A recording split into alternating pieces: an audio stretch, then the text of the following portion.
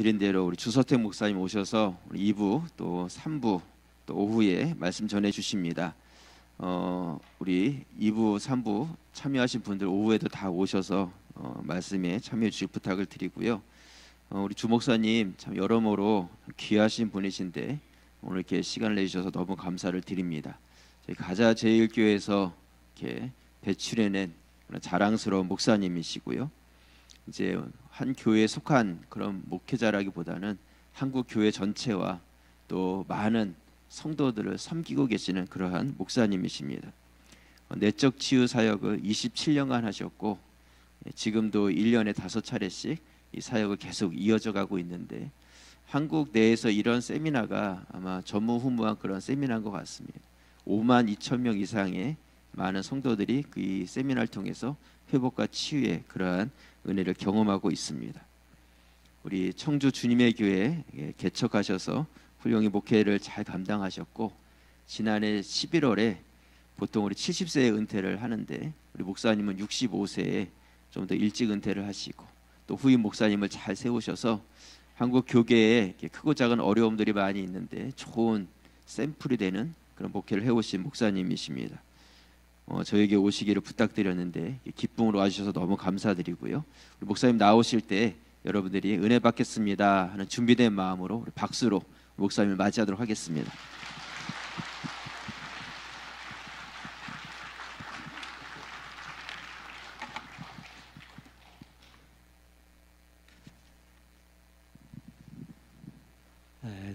오늘 이 자리에 여러분과 함께 예배를 드릴 수 있도록 이렇게 기회를 주신 하나님 앞에 또 교회 앞에 진심으로 감사를 드립니다.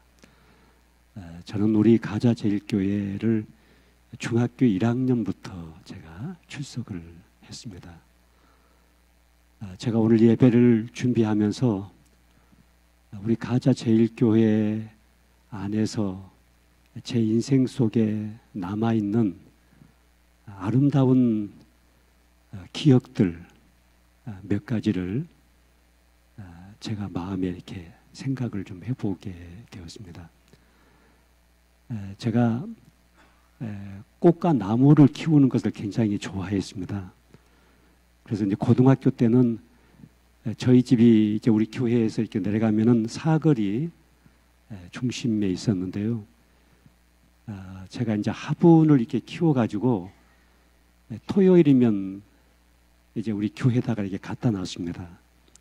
그리고 주일 예배를 지나고 월요일이면 다시 저희 집으로 옮겨가지고 또 일주일 동안 관리하다가 또 토요일이면 교회에다 갖다 놓고 그게 너무너무 제가 행복했었습니다. 그러다 보니까 지금도 제가 대전 쪽에 있는 그 대청호 호수 옆에다가 천상의 정원이라고 하는 아름다운 정원을 지금도 하나 가꾸고 있습니다. 저희 이 교회당이 우리 가자제일교회 세 번째 교회당인 것 같습니다.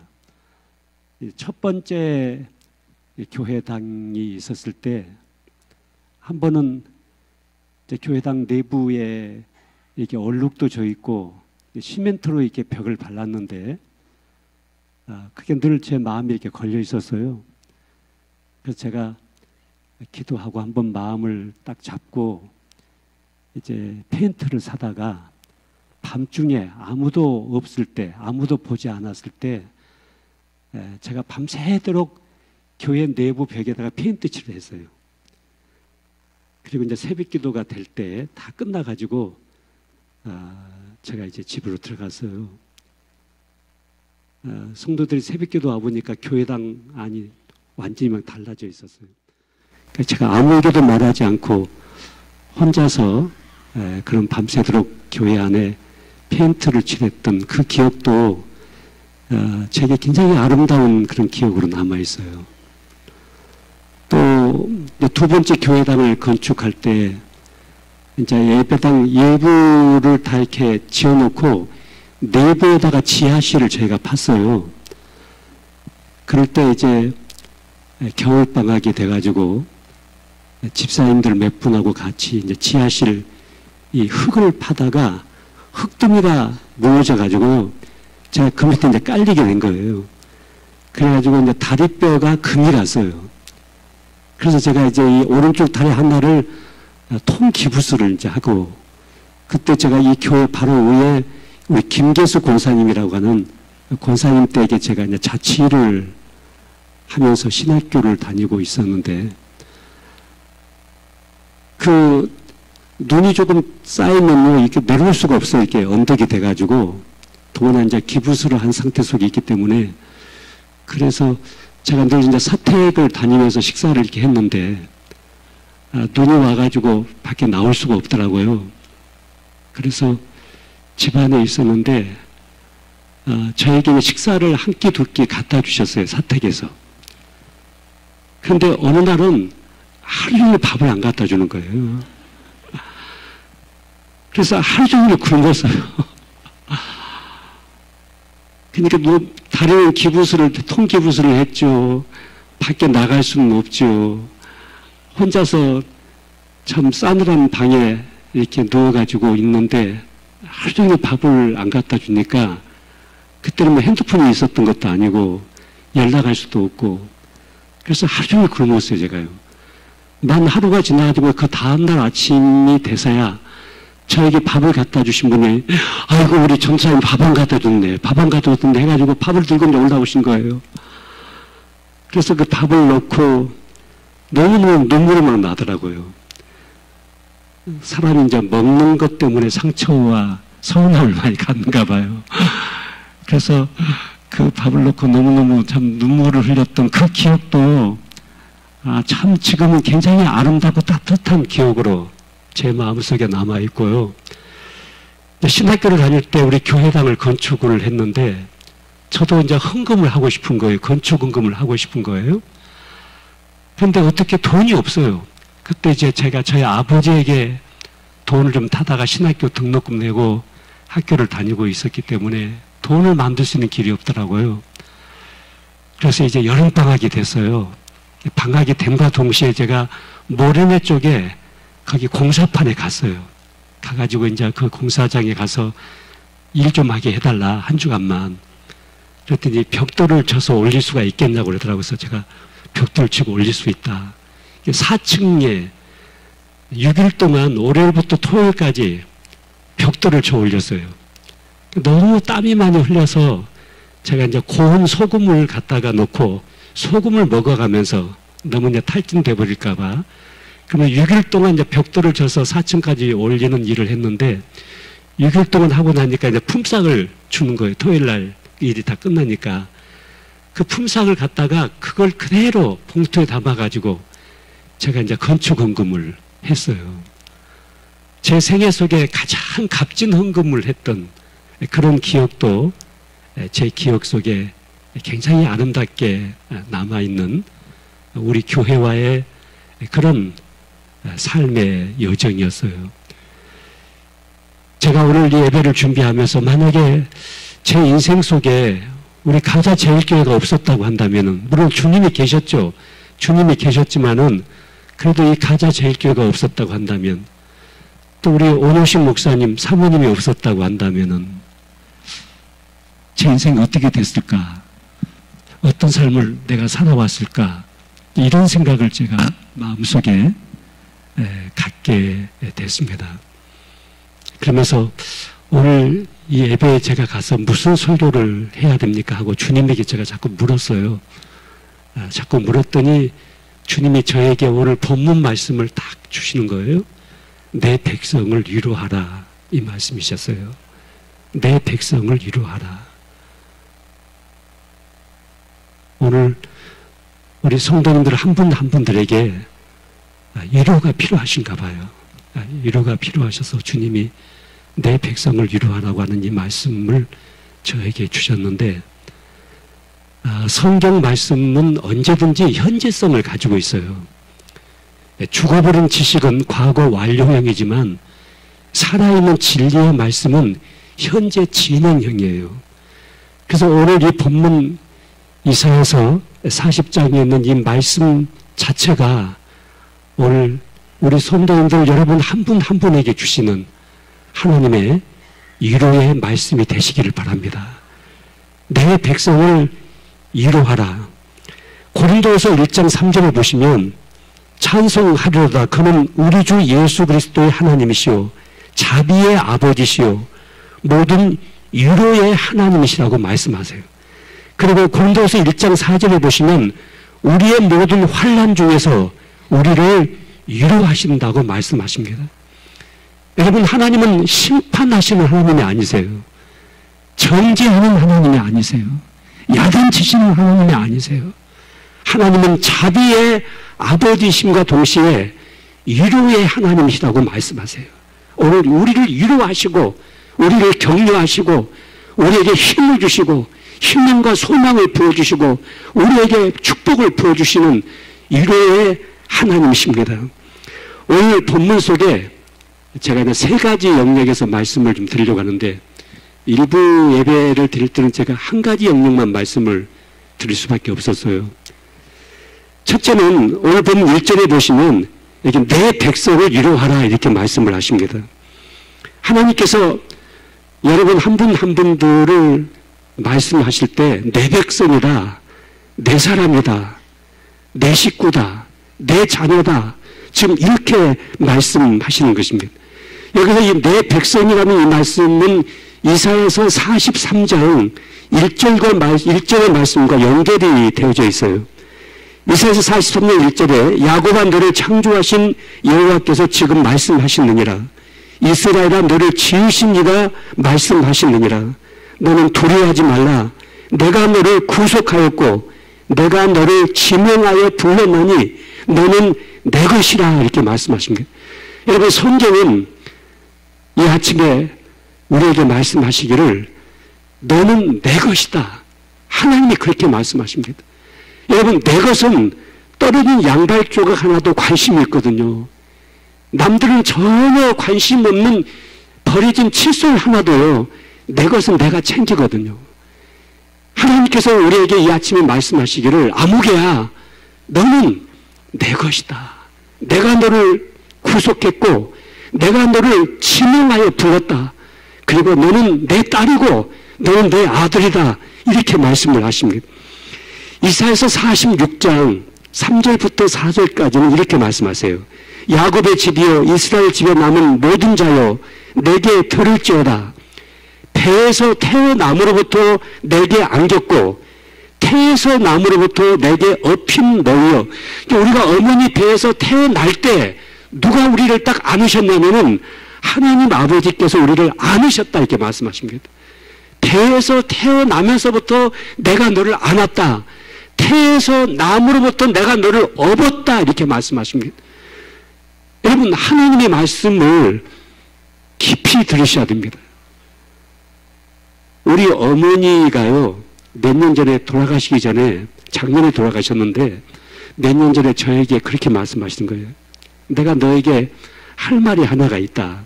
무슨 말씀이세요? 그랬더니 내가 늘 너를 볼 때마다 좀 미안하고 좀 안타까운 생각이 있는 것이 있는데 뭐냐면은 내가 너를 낳을 때 혼자 낳았다 이렇게 말씀. 전쟁터에 피난을 가다가 너를 낳았는데 너같이 소중한 아들이 태어났는데 너를 받아줄 산파도 없었고 나의 해사를 도와줄 아무도 없었다.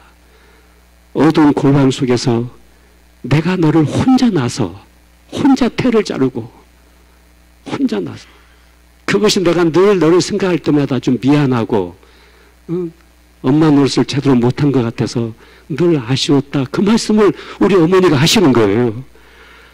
그 말을 들으니까요 가슴이요 너무너무 아파지는 거예요. 얼마나 무서웠을까, 얼마나 두려웠을까. 저희 어머니가 저를 낳았을 때 28살 때 저를 낳았는데 28살 된 여자가 혼자서 아이를 낳은 거예요. 얼마나 힘들었을까. 어머니가 그래요. 너를 낳았을 때 너를 안아줄 사람이 아무도 없었다 그래요. 그런데 제가 성경을 보니까 하나님께서 이 이사야서 46장에 말씀하시기를 네가 어머니 배에서 태어날 때 내가 너를 안았다 이렇게 말씀하세요.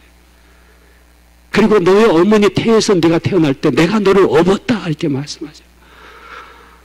그래서 우리 어머니 내가 손을 붙잡고 얼마나 힘들었을까, 얼마나 무서웠을까, 얼마나 두려웠을까. 그래서 우리 어머니가 너무 장하신 거예요. 너무 장하신 거예요. 너무, 우리 어머니이기 전에 한 여성으로서의 이분의 인생이라고 하는 것은 너무 위대한 거예요. 작년 4월 달에 저희 어머니가 세상을 떠나셨어요. 이제 66세의 나이로 세상을 떠나셨는데, 제가 저희 어머니 장례를 모시면서요, 제가 염을 했어요. 다른 사람에게 맡기고 싶지가 않더라고요. 이분은 나의 어머님과 동시에 이 대한민국의 일제시대를 거쳐오고 6.25를 거쳐오고 그 보릿고기를 거쳐오면서 저희 집에 7남매거든요.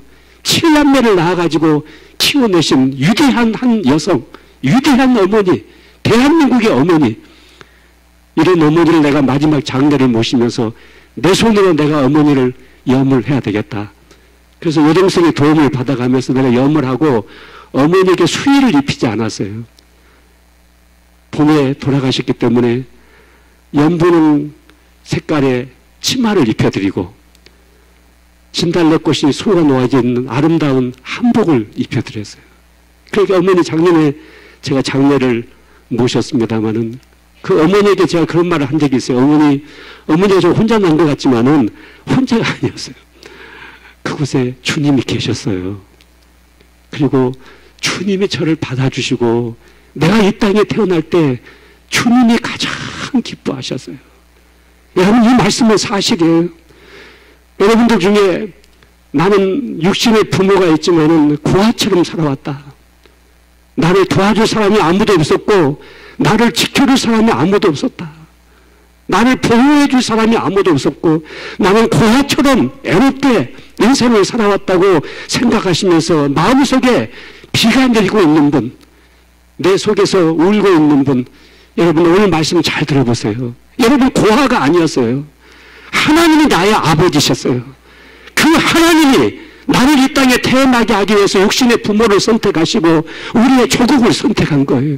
그 하나님이 내가 태어날 때 나를 안아주시고 그 하나님이 나를 업어주시고 지금까지 내 생명을 주장하시면서 여기까지 이 자리까지 우리를 인도하시고 보호하시고 사랑하셨던 그분이 바로 나의 아버지 하나님이세요.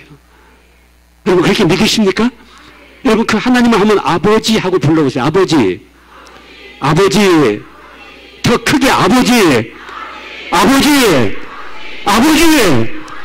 그 아버지가 나에게 말씀하시기를 너는 내 것이고 너는 내 백성이다. 내가 너를 지켜낼 것이다. 내가 너를 책임질 것이다. 내가 지금 당하는 환난과 고난과 아픔과 슬픔과 애로움과 어떤 상황 속에 있을지라도 너는 위로를 받아야 된다. 내가 너를 위로한다. 여기서 위로한다는 말은 하나님께서 우리의 모든 필요를 채워주신다 그 말씀이에요. 그냥 립 서비스가 아니에요. 말로만 위로가 아니라 하나님께서 우리의 모든 것을 담당하시고 도와주시고 채워주시고 보호해주시고 우리가 깊은 구덩이에 빠져있다면 그 구덩이 속에서 우리를 건져내실 것입니다. 우리에게 일용할 양식이 필요하다면 그 하나님의 일용할 양식을 채워주실 것입니다. 우리에게 건강이 필요하다면 하나님 우리에게 건강을 주실 것입니다. 그 하나님. 여러분 내가 하나님의 백성이라고 하는 것은요, 내가 하나님 나라에 하나님의 백성이 됐다고 할 때 중요한 의미가 여기에 담겨져 있는데, 우리나라의 국민 하나가요 어느 다른 나라 가가지고 부당한 인격적인 대우를 받았다, 인권을 침해당했다, 이것은요 그 한 사람의 문제가 아니에요. 그 한 사람의 부당한 인권 침해 사건은 국가 간에 애교 분쟁이 되고 만다고요. 그게 발단이 돼가지고 나중에 전쟁까지도 일어날 수가 있어요. 지난 10월 달에 터키에 미국인 국적을 가지고 있는 엠드루 브론슨이라는 목사님 한 분이 터키에 억류가 돼 있었어요. 그런데 터키에서 이분을 석방하지 않고 있다 보니까 미국의 트럼프가 말이죠, 이 터키에 대해서 경제 제재 조치를 단행하기 시작했어요. 관세를 부과하고 또 터키의 고위 관리 몇 사람을 제재 명단에 올려놓고 이렇게 하다 보니까 이 터키의 돈 가치가 막 하락이 되기 시작하고 경제가 막 무너지기 시작하고 터키 대통령의 정치적인 운명이 문제가 되기 시작했어요.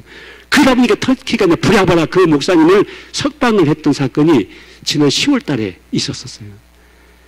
여러분, 우리 한 사람이 우리나라를 딱 떠났을 때는 내 배후에 누가 있습니까? 대한민국의 나라가 있는 거예요. 이 나라가 우리를 뒷받침하고 있는 거예요. 자, 여러분의 배후에 내가 하나님의 백성이라고 하는 것은 내 배후에 하나님이 계신다는 거예요. 하나님이 우리 백그라운드가 되신다는 것입니다. 하나님은 우리 후원자가 되신다는 것입니다. 우리가 몇 푼의 돈 때문에 세상의 안정감을 가지고 살 것이 아니고 뭐 생명보험이 있기 때문에 그것이 우리를 지켜내는 것이 아니라 하나님께서 말씀하시기를 아무개야 너는 내 백성이다. 너는 내 딸이고 내 아들이다. 내가 너를 책임질 것이다. 내가 너를 도울 것이다. 내가 너와 함께할 것이다. 내가 너를 지켜낼 것이다. 너의 필요를 채워줄 것이다. 너의 아픔과 슬픔과 고통 속에 진정한 위로의 힘을 내가 너에게 부어줄 것이다. 하나님이 우리에게 이렇게 말씀하고 있습니다. 이사야서 58장 11절 말씀을 보시면 여호와가 너를 항상 인도하여 메마른 곳에서도 내 영혼을 만족하게 하며 내 뼈를 견고하게 하리니 너는 물된 동산 같겠고 물이 끊어지지 아니하는 샘 같을 것이라. 여러분, 샘물이 콸콸콸콸 솟아오라고 그 샘물이 이렇게 흘러 넘쳐나가는, 그래서 그 샘물이 돌뿌리를 파고 풀뿌리의 생명을 전하는 그 아름다운 생명의 역사를 하나님께서 오늘 우리 한 사람 한 사람에게 약속하고 계십니다. 제가 이 말씀을 준비하는데요, 한 가지 생각이 딱 떠오르는 거예요. 그래서 우리 교회와 관계된 사건이었어요. 제가 신학교는 2학년을 다니고 1학년 때는 이제 저희 부모님에게 돈을 갖다가 제가 이제 등록금 내고 신학교를 다녔는데, 이렇게 다 큰 놈이 신학을 공부한다고 돈도 벌지 않고 집에서 돈을 갖다 쓰는 것이 너무 죄송하더라고요. 그래서 2학년 때는 제가 절대 아버지에게 손 벌리지 않아야지. 2학년 내가 하나님의 부름을 받고 신학교 다니고 있으니까 이제 하나님이 주시는 것을 가지고 내가 신학 공부를 해야 되겠다. 그렇게 하고 집에다가 손을 안 벌렸어요. 근데 이제 개학이 됐는데 3월 말이 될 동안 등록금이 안 생기는 거예요. 저는 이제 학교 가가지고 뒷자리에 앉아가지고 강의만 듣고 일찍 나오는 거예요. 등록금을 못 냈기 때문에 떳떳하지가 못하는 거예요. 3월 말이 됐는데도 등록금이 안 생기는 거예요. 그래서 제가 하나님이 등록금 안 주시면 제가 신학교 뭐 휴학을 하더라도 하고 하나님이 주시면 신학교를 계속 다녀야 되겠다. 이렇게 이제 생각까지 하면서 하는데 3월 말 정도 됐는데 목요일 날 우리 박사모님이 저에게 전화를 하셨더라고요. 전사님, 내일 금요일 날 구역예배 2군데가 지금 빵꾸가 났어요. 예배 인도자가 지금 문제가 돼가지고 예배를 인도를 하기가 어려운데 전도사님이 이 구역예배 2군데를 인도를 좀 해야 된다고 그래서 제가 하겠습니다 그랬어요. 그때 제가 이제 상암동에 살고 있었거든요. 그래서 이제 상암동에서 교회까지 오는데 버스 정거장을 거쳐야만 이 교회까지 올 수가 있는 곳이었어요. 아침에 제가 이제 집에서 출발하면서 주머니를 딱 들어보니까 주머니에 동전 하나가 없는 거예요. 그때 버스비가 25원 했을 때였어요. 제가 절대 잊어버릴 수가 없어요. 아무리 뒤져봐도 동전 하나가 안 나오는 거예요. 그러니까 버스비까지 완전히 바닥이 나버린 거예요.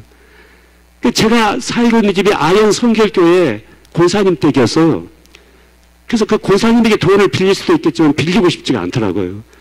제가 이제 긴 자를 가지고 제 방에 있는 캐비넷 밑을 이렇게 긁어봤어요. 가끔가다 이제 이사할 때 보면은 캐비넷 밑에 동전도 굴러있고 그래서 이제 이렇게 굴러봤는데 아무리 이렇게 해봐도 먼지만 나오지 동전 하나가 안 나오더라고요. 그래서 제가 기도했어요. 하나님, 제가 이제 버스비도 완전히 바닥이 났습니다. 제가 걸어서 교회도 가야 되고 하나님이 버스비 안 주시면 제가 걸어서 학교를 가야 됩니다. 그렇게 기도하고 제가 2 정거장을 걸어가지고 교회에 와서 기도하고 구역예배 2군데를 인도했어요. 봄날인데 비가 보슬보슬 오는데 저는 구역예배를 인도하고 다니면서도 혹시라도 하나님께서 길에 떨어진 돈을 통해서 나에게 차별을 주실 수도 있다 생각이 돼가지고 자꾸 이렇게 길만 바라보고 다녔는데 뭐 돈 한 푼 안 보이더라고요. 근데 구역예배 2군데를 인도하고 식사를 마친 다음에 비를 맞으면서 제가 이제 학교를 갖고 있었어요. 그때 머리내 다리 확장 공사를 하고 있는 거예요. 그래서 다리 밑으로 이제 이렇게 걸어서 가면서 푸른바다 나소님은 어디든지 가오리라. 괴로우나 즐거우나 주만 따라 가오리니 어느 누가 막으리까 죽음인들 막으리까. 그리스도와는 바꿀 수가 없는 이 세상 재물과 더 권세라도 주 그리스도는 날 위하여 내 대신 죽었기 때문이요. 이런 찬송을 부르면서 가방을 들고 비를 맞아가면서 버스비 25원이 없어가지고 학교를 가고 있는 내 신세가 너무 처량하게 막 느껴지는 거예요. 제가 눈이 커가지고 눈물도 크다고요. 눈물이 막 뚝뚝뚝뚝 막 떨어지는 거예요. 그래서 눈물을 훔치면서 울면서 걸어서 이제 학교를 가고 있는데 연희동 고가도로까지 딱 갔는데 벼랑은 택시 한 대가 끼익 하고 앞에 와서 서더라고요. 택시 기사가 내려주면 나에게 다가오더니만 선생님, 영등포 혜태제가로 가려면 어디로 가야 됩니까? 물어보는 거예요. 영등포 혜태제가는 이 고가도로 밑으로 해가지고 이 쭉 빠져나가면은 영등포 혜태제가가 나와요. 그랬더니 또 시계를 보더니만 동대문 고속터미널은 어디로 가야 됩니까? 그때는 터미널이 동대문에 있었어요. 동대문 고속터미널은요, 이 쭉 나가면 연세대학교가 나오고 그 앞에 굴다리 지나가지고 나가는 신천 노타리가 나오는데 그 신천 노타리 뺑 타고 돌아서 쭉 가면은 그게 동대문이 나와요. 그 동대문 바로 앞에 터미널에 있어요. 그랬더니 이분이 또 시계를 보더니만 선생님 어디까지 가세요? 그래서 제가 어디까지 간다고 말을 할 수가 있겠습니까? 지금 버스비 25원이 없어 걷고 있는데. 그래서 아니 나 이렇게 가고 있어요. 그랬어요. 그랬더니 제가 사실은 오늘 전남 광주에서 환자를 싣고 서울을 올라왔는데 영등포 혜태제가에 친구가 있는데 그 친구를 좀 만나볼까 했는데 시간이 좀 안 될 것 같고 제가 빈 차로 가기는 너무나 좀 아깝고 그래서 동대문 고속터미널 가가지고 광주 가는 손님을 몇 명 태우고 가면은 좀 기름비라도 좀 나올 것 같은데 제가 서울을 처음 와봐가지고 전혀 서울지를 모르겠습니다.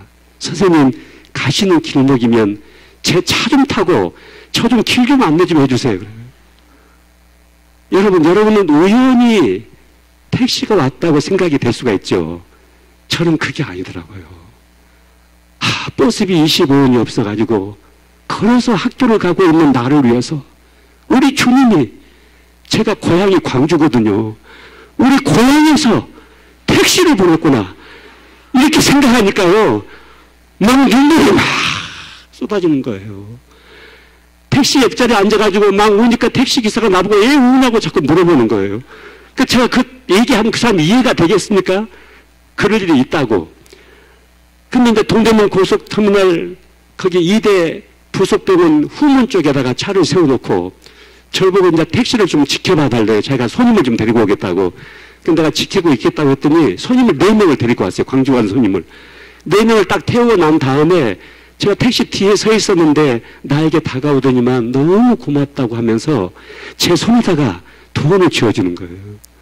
이게 펴보니까 500원짜리 한 장을 쥐어줬어요. 그러면서 서울 운동장 쪽으로 이 택시가 쭉 빠져나가고 있어요. 제가 2대 부속병원 그 후문 쪽에 서서 500원짜리 한 장을 손에 들고 정말 많이 울었어요. 하나님이 나를 사랑한 줄 내가 알고 있었어요. 하나님이 내 아버지인 것을 내가 알고 있었어요. 근데 버스비 25원이 없어가지고 걸어서 학교를 가고 있는 나를 위해서 택시를 보내주시고 그 택시 기사를 통해서 이 500원을 나한테 준 거예요. 그래서 제가 그 돈을 가지고 버스를 타고 이제 학교를 갔어요. 그날 밤에 비가 막 옥수같이 내린 거예요. 근데 제가 내 학교를 같이 다녔던 제 친구가 있는데 그 친구가 누구냐면은 우리 오노식 목사님 처제 되신 박영철 사모예요. 제 친구였어요. 신학교 같이 다녔던 친구였거든요. 그래서 이제 학교 끝나고 나서 그 친구랑 같이 학교 밑에 파리 제과점이 있었어요. 그 제과점에서 빵을 200원어치 시켰어요. 그때는 이제 빵을 200원 시키면 한 접시를 줬어요. 시켜놓고 제가 그 박영철 사모에게 그 얘기를 했어요. 사실 제가 오늘 내가 이렇게 해가지고 버스비 25원이 없어가지고 걸어서 이렇게 오고 있는데 이렇게 택시에 왔고 택시 기사를 통해서 500원을 나에게 하나님 보내주셨고 이 빵값도 지금 내가 그 500원 중에서 낸 거다. 그러니까 이 빵도 하나님 우리에게 보내주신 것이다. 그 친구도 울고 나도 울고 같이 그랬어요. 그리고 그 남은 돈을 가지고 제가 버스를 타고 이제 상암동 집에까지 온 거예요. 그 다음날 아침에 우체부가 등기 편지를 가지고 왔어요. 받아보니까 시골에 계신, 고향에 계신 저희 아버지가 저에게 편지를 보내오시는데 뜯어보니까 돈을 많이 보내오셨어요. 그 돈을 가지고 또 등록금을 내고 또 학교를 다닌 적이 있었어요. 여러분, 이런 이야기를 하려면 제가 밤을 새도 다 얘기를 못할 거예요. 제가 우리 교회 강도사 시절 때 40일 금식 기도를 제가 했었어요. 청기성 기도원에 들어가가지고. 그 40일 동안 보리차 한 잔 마셔보지 않고 껌 하나 씹어보지 않고 금식하면서 기도하는 그 시간 속에서 주님이 나를 어떻게 생명을 살려내셨는지, 어떻게 나를 도와주셨는지, 내 인생 속에서도 사선을 많이 넘었어요. 죽음의 고비를 많이 순간순간 넘은 적이 있었어요. 그때마다 하나님은 나의 아버지가 되셨어요. 여러분, 암에 걸린다고 해서 사람이 죽는 게 아니에요. 절대로 안 죽어요. 하나님이 나를 통해서 이루실 꿈이 있는 한, 나를 통해서 이루실 뜻이 남아있는 한 절대로 우리는 죽지 않아요. 그 하나님이 나의 아버지세요. 그 아버지가 이 아침에 여러분 한 분 한 분에게 말씀하기를, 여러분이 지금 처한 애로운 힘든 일들, 고난과 역경과 환난, 아픔, 어떤 상황 속에 있든지 간에 그 하나님이 여러분들을 지켜낸다. 너는 내 것이다. 내가 너의 아버지다. 내가 너를 책임질 것이다. 너는 내 백성이다.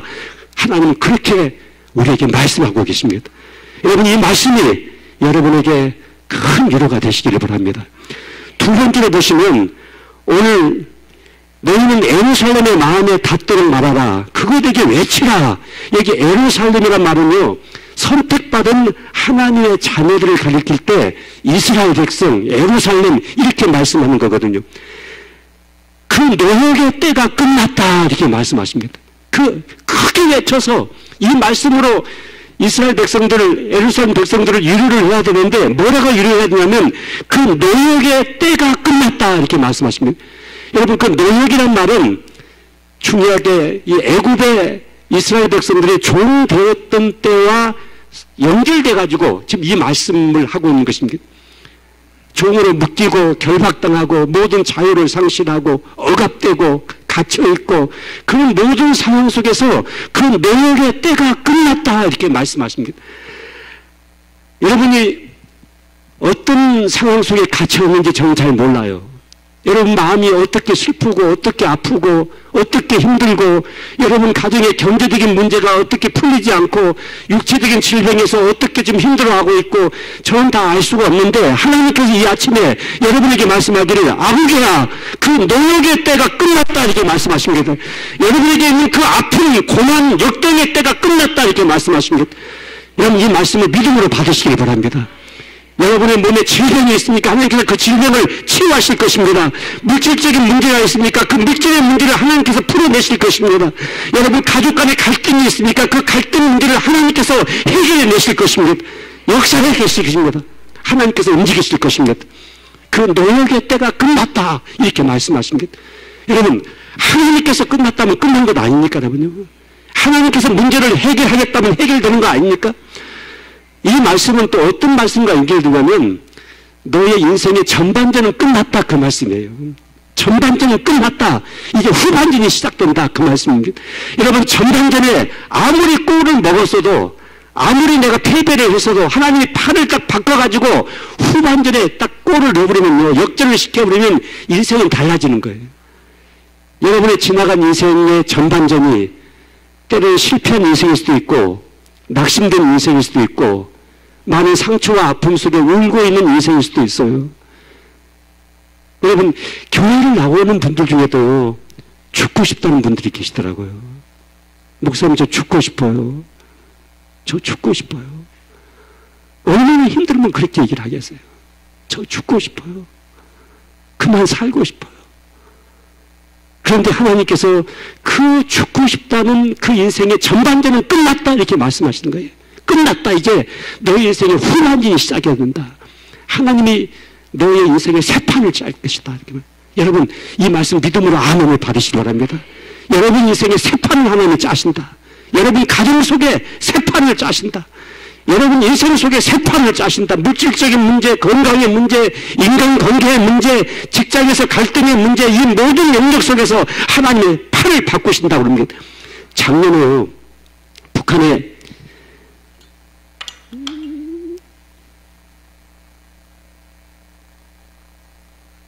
미사일 쏴대고 막 핵폭탄을 실험하고 막 할 때 미국에 저희 누님이 바로 위에 계신 누님이 계셔요. 그 누님에게 전화가 왔어요. 동생아 너는 너무나 가까이서 보니까 잘 안 보이겠지만은 미국에서 보니까 전쟁 금방 터진다. 이거 터진다. 빨리 미국 들어와라. 가족들 데리고 들어와라. 뭐 숨을 헐떡헐떡하면서 막 전화가 왔어요. 그래서 제가 누나 하나님이 보호하사 우리나라 만세야. 응? 너는 미국에서 기도하고 나는 한국에서 기도할 테니까 절대 우리나라 망하지 않아. 소돔과 고모라 성이 왜 망했는지 알아?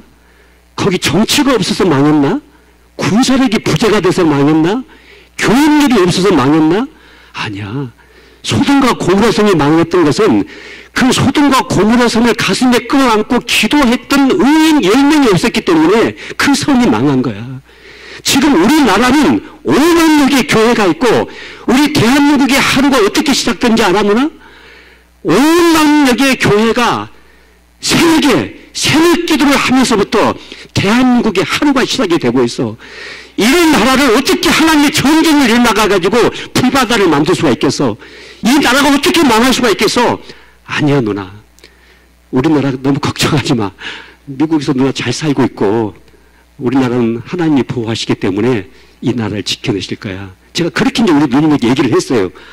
그리고 난 다음에 보니까 완전히 판이 바뀌기 시작하는 거예요. 완전히 판이 바뀌고 남북 정상회담이 이루어지고 뭐 판이 바뀌고 왔다 갔다 하고 상황이 여러분 우리가 작년과 금년을 생각을 해보세요. 얼마나 판이 바뀌어졌는지 얼마나 작년에 우리가 두려웠습니까? 그러면 전쟁 나면 다 끝나 피난 못 가요 지금은요. 지금 피난 가는 시대가 아니고 전쟁 났고 핵폭탄 터졌다 하면 다 끝나는 거예요 지금. 하나님께서 판을 바꿔버리시니까요. 새 판이 짜지잖아요. 여러분의 인생도 마찬가지예요. 여러분 가정도 마찬가지예요. 우리 공장도 마찬가지예요. 하나님께서 우리 인생에 새 판을 짜실 것입니다. 그 노역의 때가 끝났다 이렇게 말씀하십니다. 이 말씀이 여러분에게 유료가 되시기를 바랍니다. 그리고 이어서 또 말씀하시기를 뭐라고 말씀하시냐면은 오늘 세 번째로 보시면은 이렇게 말씀하십니다. 그 노역의 때가 끝났고 그 제약이 사함을 받았느니라 이렇게 말씀하십니다.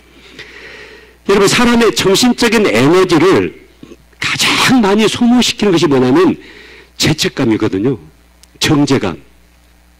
죄책감과 정죄감의 사람이 눌려있고 갇혀있으면 정신적인 에너지를 가장 많이 소모시키게 되고 이 죄책감과 정죄감에 쫓기게 되면은 사람의 인지력이 약해지기 시작하고 판단력이 약해지기 시작하고 사람이 두려움에 묶이게 되고요. 내분비 호르몬 작용이 전부 다 달라지게 되고 모든 자율신경 계통에 모든 문제가 생기게 되고 그래서 신경성적인 질병이 만들어지기 시작하고요. 소화가 되지 않고 잠을 잘 수 없는 불면증이 걸리게 되고 이 죄책감과 정죄감이 굉장히 무서운 것입니다. 그런데 하나님께서 오늘 이 아침에 우리에게 말씀하시기를 이렇게 말씀하십니다. 그 노역의 때가 끝났고 그 제약이 사함을 받았느니라. 여러분과 나의 모든 죄를 하나님께서 전부 다 용서했다고 말씀하십니다. 그가 찔리면 우리의 허물을 인하며 그가 상함은 우리의 제약을 인합니다. 그가 징계를 받음으로 우리가 평화를 누리고 그가 채찍에 맞음으로 우리가 나음을 이뤘다 이렇게 성경은 말씀하십니다. 여러분이 인생을 살아오는 과정 중에서 알고 지은 죄, 모르고 지은 죄, 나 외에는 아무도 알 수 없는 죄가 있어요, 여러분요. 드러내고 싶지 않는, 누구한테 들키면 모든 내 인생의 인격이 다 무너지고 내 명예가 다 무너질 수밖에 없는 감춰진 죄악들이 있다고요. 그런데 그 죄가 얼마나 무서우냐면 그 죄는 그 사람을 무덤까지 쫓아가면서 그 사람을 고발하고 정죄하고 심판하고 마지막 죽음으로 끌고 간다고. 그래서 성경 말하기를 죄의 삭은 뭐라고 합니까? 사망이다 그렇게 말씀하는 거예요. 이렇게 죄가 무서운 거예요. 이렇게 죄책감과 정죄감이 우리의 몸과 마음과 영혼 전체를 파괴시키게 되거든요.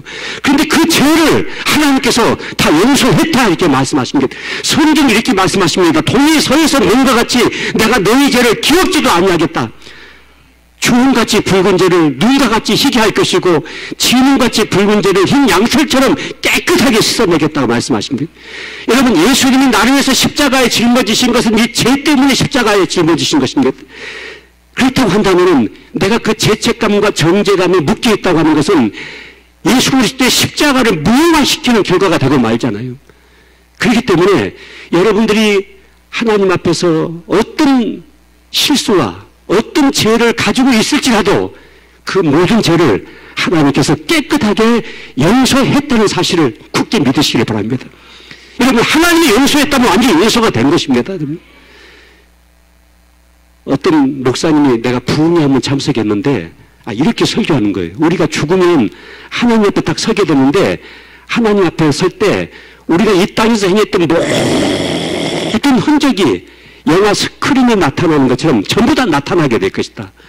아무도 자기의 행위를 숨길 수가 없을 것이다. 믿으십니까? 그러는 거예요. 그 성도들 다 아멘 아멘 하는 거예요.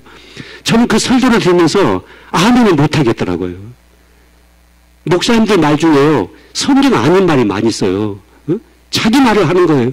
여러분, 내가 죽었고 내가 하나님 앞에 딱 섰는데 내가 이 땅에서 행했던 모든 행위가 쭉 나타나고 있다고 한다면 여러분, 거기가 천국입니까? 지옥입니까?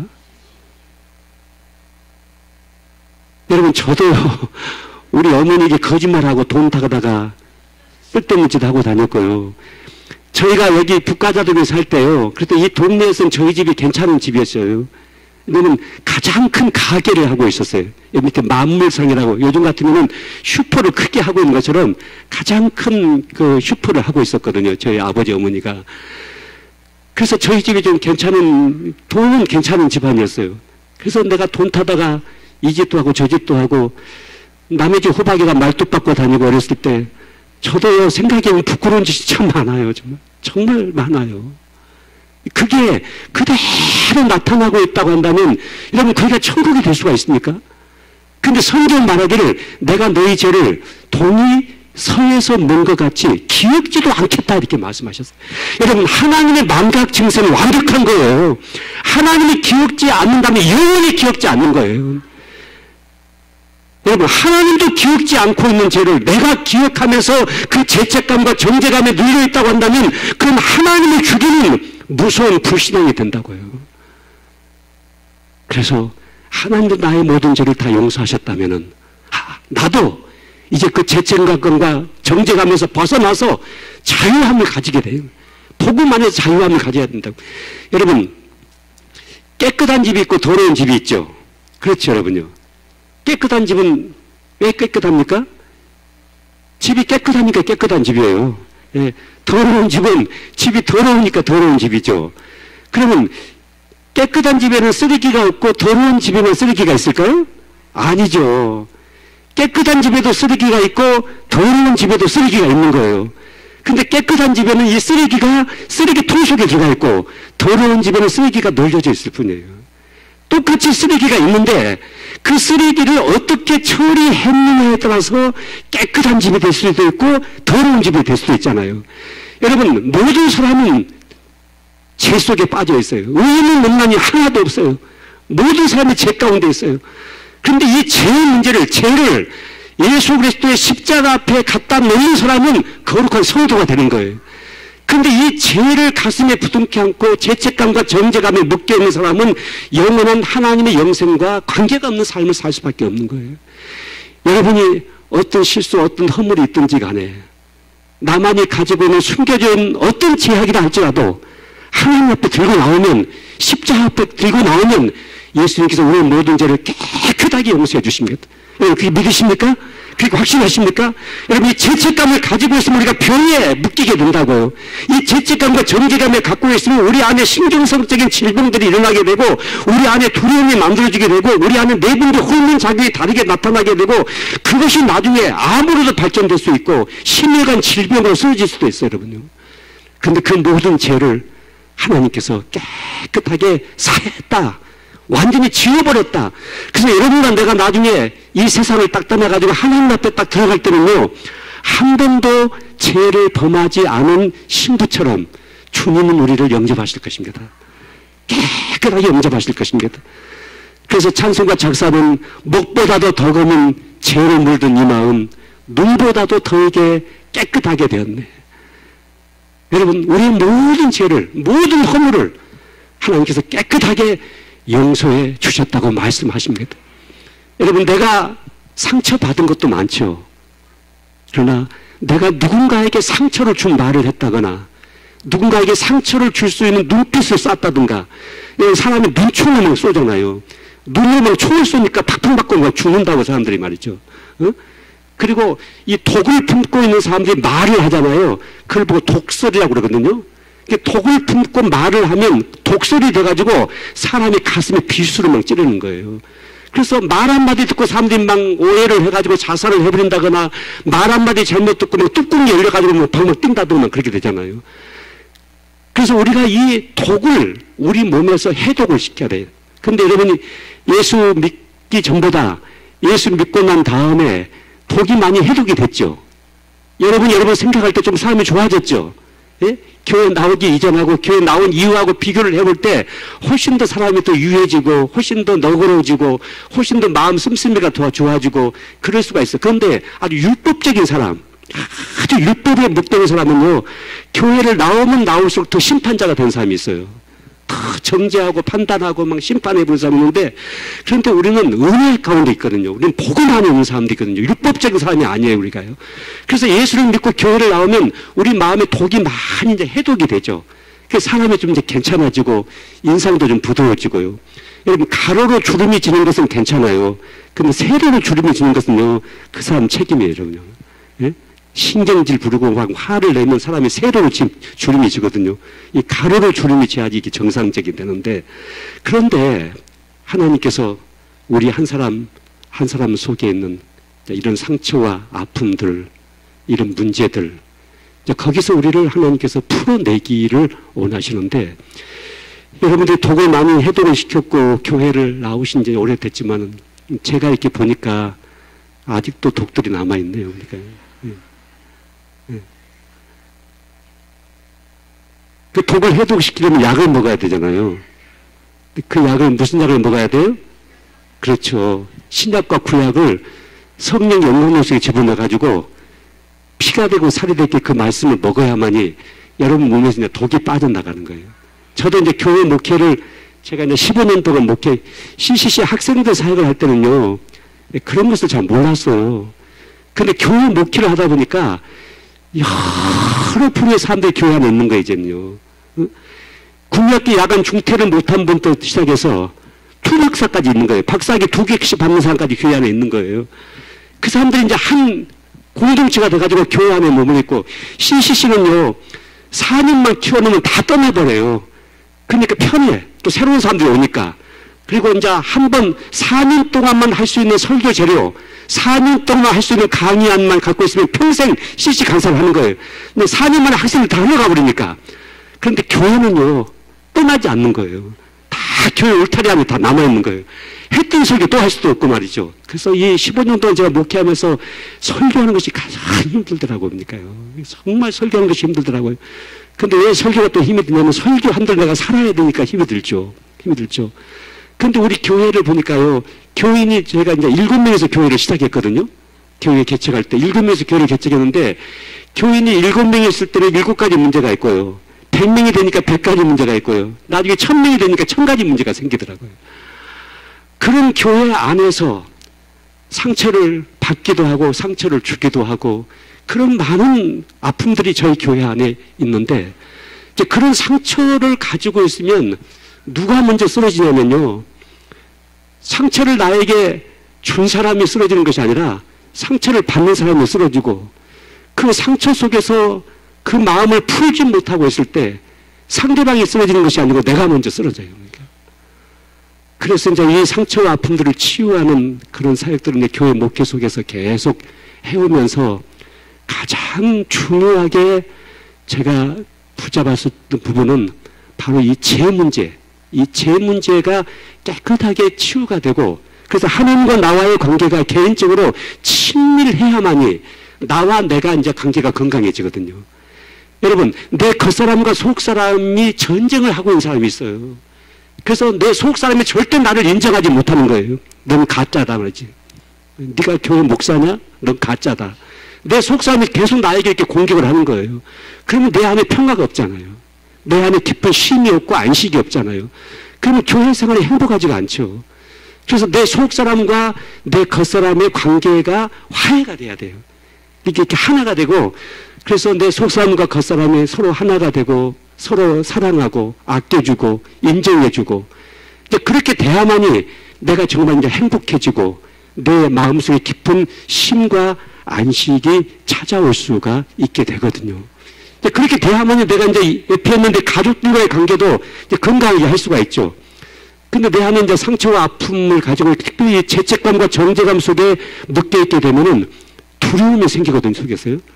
그리고 계속해서 쫓기는 심리적인 그런 상태가 되고 말아요. 죄에게 계속 쫓기게 되는 거예요. 근데 성경은 말씀하시기를 그 죄를 깨끗하게 십자가의 보혈로 내가 사함을 받았다. 이 사실을 말씀하십니다. 여러분, 세 가지 말씀하십니다. 하나님께서 너는 내 백성이다. 내 백성이다. 나는 너의 아버지다.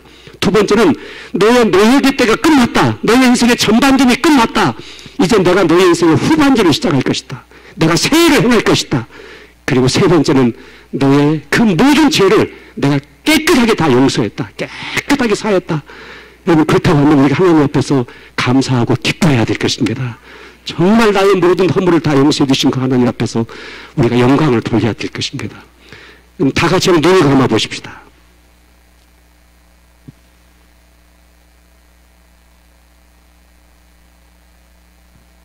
여러분, 두 손으로 여러분 자신을 한번 꼭 안아보세요. 두 손으로 나를 이렇게 꼭 안아보세요.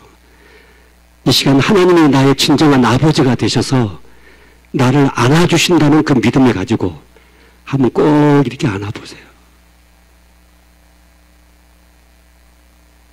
여러분 중에 늘 나는 고아와 같다는 생각 속에 묶여 사는 사람이 있어요. 나는 육신의 부모가 있지만은 고아처럼 버려진 인생이었다. 내 아버지가 나를 지켜주지 못했다. 나의 진정한 보호자가 되지 못했다. 그래서 나는 고아처럼 외롭게 살아왔고 내 인생을 내가 책임을 져야 됐었다. 나는 혼자다. 내 곁에 아무도 없다. 이런 생각을 가지고 있는 분, 그것은 거짓말입니다. 그 말은 거짓말입니다. 하나님이 이 시간 말씀하시기를 아무리야 너는 내 딸이다. 너는 내 아들이다. 너는 내 백성이다. 내가 너의 아버지다. 내가 너의 진짜 아버지다 말씀하십니다. 그 하나님 아버지가 나를 이렇게 두 손을 꼭 끌어안고 계십니다. 여러분, 그 하나님 아버지를 한번 여러분 속 사람이 아버지 하고 불러보세요. 아버지, 아버지, 아버지, 더 크게 아버지, 아버지, 아버지.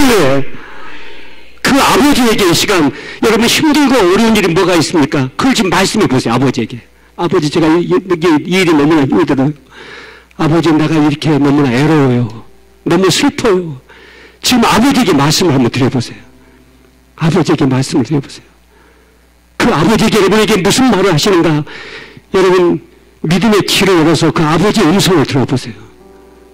아버지, 아버지, 아버지, 나의 아버지가 말씀하시기를 너의 전반전은 끝났다. 너의 노예의 때가 끝났다. 이제 너의 인생의 후반기를 내가 시작할 것이다. 새해를 시작할 것이다. 너의 사업장 안에도, 너의 자녀들과의 관계 속에도, 너의 건강 속에도, 너의 경제 문제 속에도 내가 새해를 시작할 것이다. 새해를 행할 것이라고 말씀하십니다. 아버지, 나는 고아가 아니에요. 아버지, 나는 고아가 아니고 버려진 사람이 아니에요. 아버지, 아버지, 아버지. 여러분, 그 아버지에게 무슨 말씀인가를 계속 해보세요. 무슨 말인가를 계속 해보세요. 아버지에게. 나를 알고 계신 아버지, 나의 눈물을 알고 계신 아버지, 내 가슴 속에 맺혀 있는 이 한 미친 상처를 알고 계신 아버지. 아버지, 무엇이 힘들고 무엇이 이렇게 고통스러운지 알고 계신 아버지. 아버지, 이 마음 풀어주세요. 아버지, 이 노예의 때가 끝났다고 말씀하셨는데 더 이상 이 문제에 묶이지 않게 해주세요. 이 아픔에 묶이지 않게 해주세요. 이 죄책감에 묶이지 않게 해주세요. 이 실패감에 묶이지 않게 해주세요. 아버지, 아버지,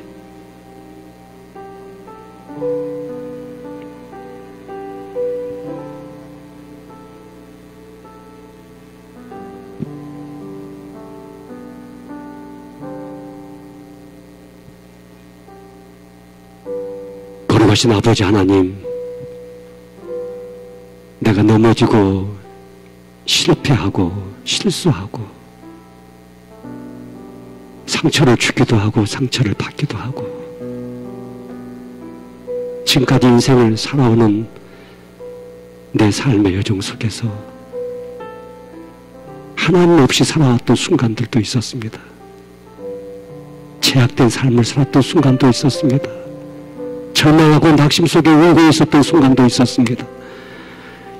이 시간 나의 친정한 유리자가 되시는 아버지 하나님께서 나를 안아주시고 나를 품어주시고 너는 내 딸이다, 너는 내 아들이다, 너는 내 것이다, 내가 너를 지켜낼 것이다, 내가 너를 도울 것이다, 너의 모든 죄를 깨끗하게 내가 용서했다, 너에게 때가 이제 끝났다, 이 말씀을 믿음으로 받겠습니다. 믿음으로 붙잡겠습니다. 주님, 내 인생 속에 새 일을 시작해 주십시오. 내 인생에 새 판을 짜 주십시오. 새 은혜를 베풀어 주시기를 원합니다. 하나님의 자녀들에게 이 시간 큰 위로의 성령께서 마음들을 만져주시기를 원합니다. 예수 그리스도 이름으로 기도하옵나이다. 아멘.